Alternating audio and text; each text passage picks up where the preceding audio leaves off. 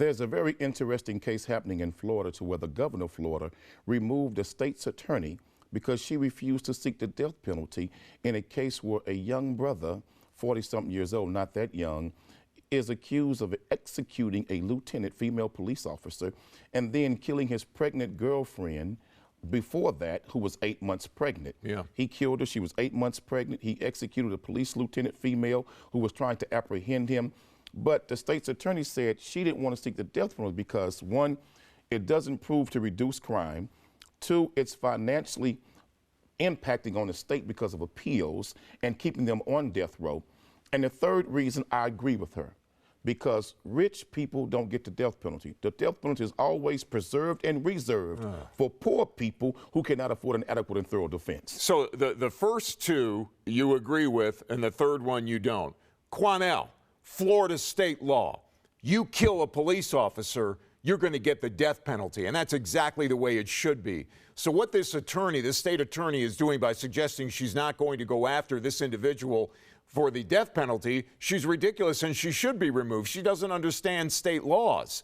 You kill a police officer, Quanell, you should be getting the death penalty. But Matt, period. I believe that if you kill anyone under a special set of circumstances, then you should receive the death penalty. I don't believe that that female police officer, it's a tragedy, it was wrong, and he should pay for that crime. But her life is not more sacred or precious than that pregnant woman and her 8-month-old child.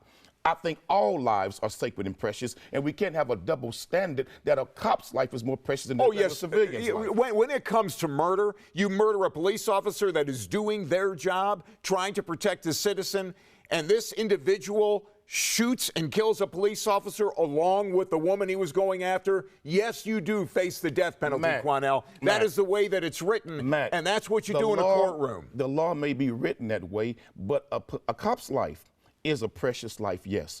But all lives are precious, Matt. No one is suggesting that isn't true. And I don't believe that a cop's life should be held up to be more sacred than a regular human being's life. All lives are sacred, but it cannot be a double standard in how we apply the death penalty, Matt. Quanell, you can have this conversation all you want with anyone that you want, but the Florida law states that if a police officer is killed while doing their duty, then it becomes a death penalty that the individual who killed the police officer is going to face. Now, why she wouldn't be... That's exactly what should be going on. To the full extent of the law. But the problem is there's a double standard in the death penalty. Only poor people get that, Matt. People with money don't get the death penalty, Matt. Come on, man. Matt, you can't keep bringing this up, this nonsense that you've been bringing up for 6 years. Executions don't happen against people with money, Matt. It's only poor people. People cannot afford an adequate and thorough defense. That's who's executed, Matt, not the rich. You don't shoot police officers, I agree with you on that. And if you do, you get the death penalty, period. Should not be a double standard, Matt.